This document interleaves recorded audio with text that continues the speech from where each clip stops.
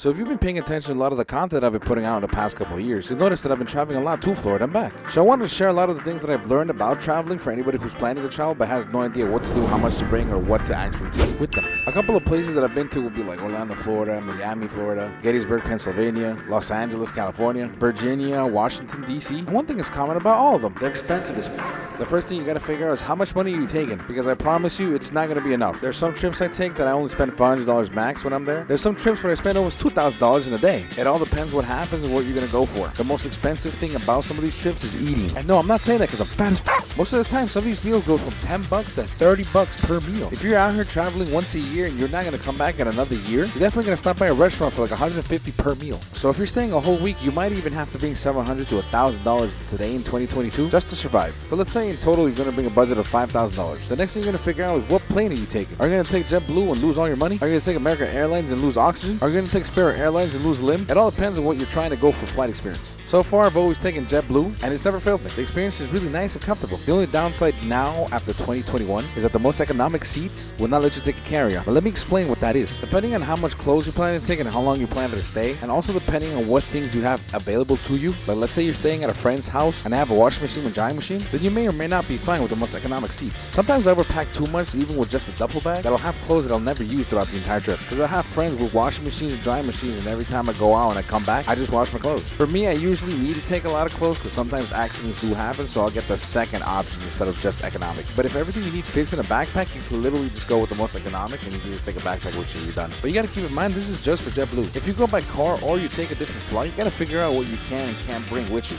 Like Spirit Airlines, they will not let you take on a carry-on, which is basically the bag you put on the top of the seat in the bunk, unless you're willing to pay another arm and a leg just to bring stuff with you. Now, speaking about cars, anybody who's watched my channel knows that I rented out almost every car that people want to rent out. I'm talking Mustang convertibles, Dodge Chargers, Dodge Challengers, Chryslers, Volvos. Honestly, my favorite one is always going to be the Chrysler and the Challenger, because every time we go to a restaurant in those cars, they treat us like royalty. The staff looks at us coming out of the cars and be like, "Yo, serve them quick."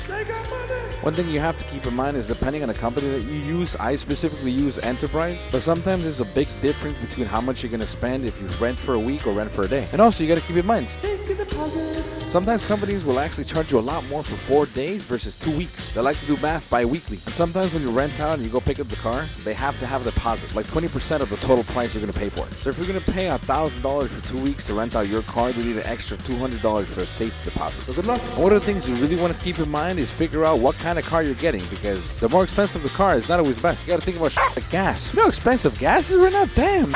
Some of the most fuel efficient cars that I've driven was the Volvo at like 500 miles full tank, the Chrysler L300, and the Dodge Charger. Most of them surpassing almost 400 miles for a full tank. And one thing we have to talk about when it comes to travel, where you're flying to and where you're renting has a lot to do with how you're going to use the car. If you fly to Florida and you're just going to use an Uber everywhere, and even Bill Gates can afford that shit. In Florida, you're driving everywhere, so you need a fuel efficient car. Now, places like Los Angeles or Pennsylvania, you might be able to get away with Uber. And Los Angeles specifically, you're definitely going to use Uber everywhere. Brahim! Driving over there, there's no parking. Even Washington, D.C., there's no parking. You might as well just Uber there. Now, the last thing you have to figure out is where the hell are you staying? You're going to stay at my boy's Weenie's house? Now, back then when COVID was a brand new thing, like a 30 series graphics card, you could literally book a hotel for like $30 a night. There'd be moments where I could stay a whole 2 weeks for like $500. Now, it's probably a little more. Now, it's like $50 to $100 per night. Now, the next thing you have to decide is what the hell you want from the hotel. If you're going there just to sleep, don't spend too much money. But if the entire trip is just staying at the hotel with all the pools and commodities, then don't be surprised when you book a $50 a night hotel and they have like a cheap pool that goes 3 feet deep. I don't understand people who book hotels like that, dude. Like, how you gonna book a cheap ass hotel and then be surprised because the pool is full of kid pee-pee? Explain to yourself. But honestly, if you can find a friend that has a place to stay, do it. Save so much money.